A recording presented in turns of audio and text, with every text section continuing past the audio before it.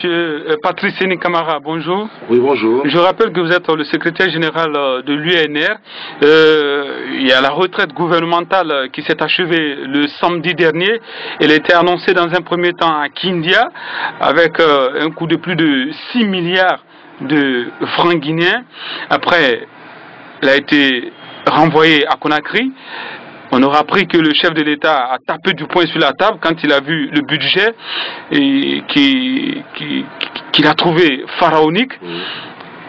Comment vous, du côté de l'UNR, vous percevez justement ce genre d'initiative de la part du gouvernement quand on sait que l'État est en train de pleurer, qu'il n'y a pas d'argent dans les caisses? Mais écoutez, je vous remercie. Je crois que ce serait somme toute pas surprenant de dire de notre part que le gouvernement, dans cette affaire du séminaire prévu à Kindia dans un premier temps, pour plus d'1 million de dollars, et rien d'autre qu'irresponsable, n'est-ce pas? On ne saurait aujourd'hui dire aux Guinéens, encore moins au président de la République, vu l'état de délabrement financier dans lequel nous nous trouvons, et que le président de la République invite les Guinéens à partager avec lui, sur la base de la confiance que les Guinéens lui ont portée dans sa réélection, à partager les moments difficiles que nous devons traverser, n'est-ce pas? Et comme disait Mao Tse-tung, après l'hiver, c'est le printemps. Donc nous sommes aujourd'hui face à une traversée plus ou moins difficile, traversée au cours de laquelle des efforts sont demandés à tout le monde, et que le gouvernement de la République puisse, comme dans une plaisanterie, j'ai failli dire comme dans le cadre d'un poisson d'avril, mais je crois que ce poisson est complètement indigeste pour être consommé, présenter un budget aussi fou au président de la République pour plus d'1 million de dollars, comme je disais. Donc le président, la réaction du président saluée par l'UNR, puisque c'est une réaction toute responsable. D'ailleurs, je crois que de ce que nous savons, c'est une réaction à double niveau. Il y a également, au-delà de ce coup faramineux, il y a l'expression d'une violation de la souveraineté de la République de Guinée.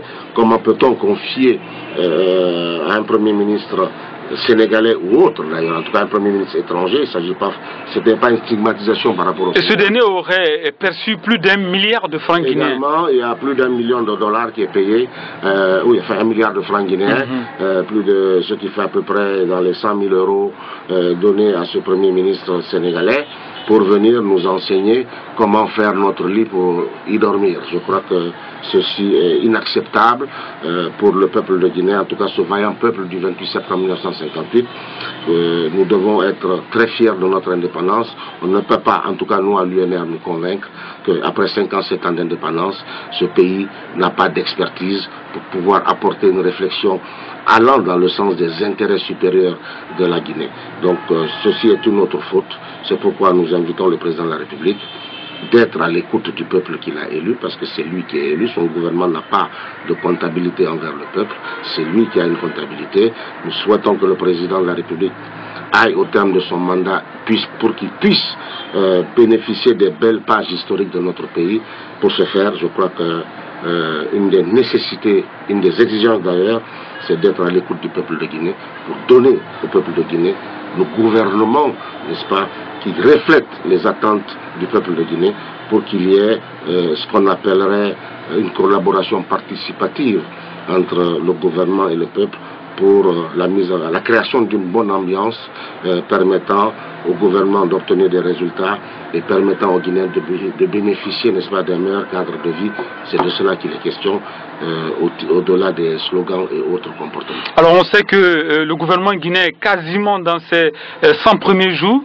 On sait traditionnellement que les 3 premiers mois d'un gouvernement ou d'un président, c'est l'occasion justement de tirer un premier bilan. On le voit au Burkina avec Christian Kaboré.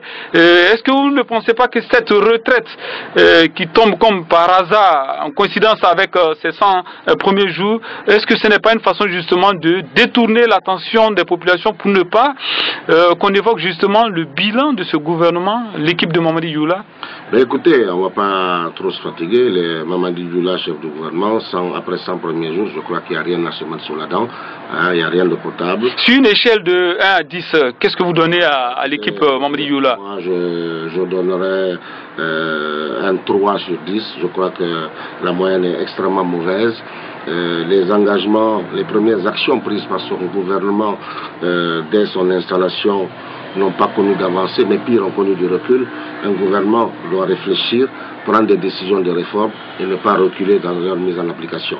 Et terminer les 100 premiers jours par ce qui aurait pu être un des plus gros scandales, n'est-ce pas, de ce quinquennat. Heureusement, le président de la République a eu la vigilance pour défendre les intérêts des citoyens guinéens, pour stopper ce qui allait être une hémorragie mortelle pour la République de Guinée. Vous imaginez dépenser en 2 jours plus de 1 million d'euros. Je pense que, franchement, même en Arabie Saoudite ou dans les pays plus riches, c'est un exercice auquel on ne se prêterait pas. Donc, je ne dirais pas, même pas mieux faire. Moi, je dis que le président de la République, qui est l'émanation du peuple de Guinée, doit apporter une rectification à son gouvernement pour que, effectivement, vous l'avez vu d'ailleurs dans le cadre de la crise syndicale, il a fallu l'immixtion de l'Assemblée nationale, du bureau de l'Assemblée nationale, parce que le gouvernement était complètement mis hors jeu. Donc tout ceci indique qu'il y a un dysfonctionnement et un malaise. Mais selon vous, est-ce qu'il y a quelque chose qui explique justement ce dysfonctionnement et cette inaction du gouvernement guinéen?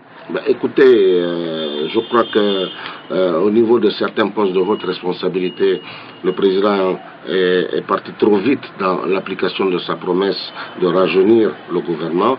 Je pense qu'il y a eu trop de juniors à des postes de première ligne. Au-delà des compétences que ces gens-là peuvent détenir, ils n'ont pas l'expertise, encore moins l'expérience nécessaire pour occuper ce genre de poste dans un pays qui traverse des moments de difficulté. Donc je crois que le président doit revoir ça.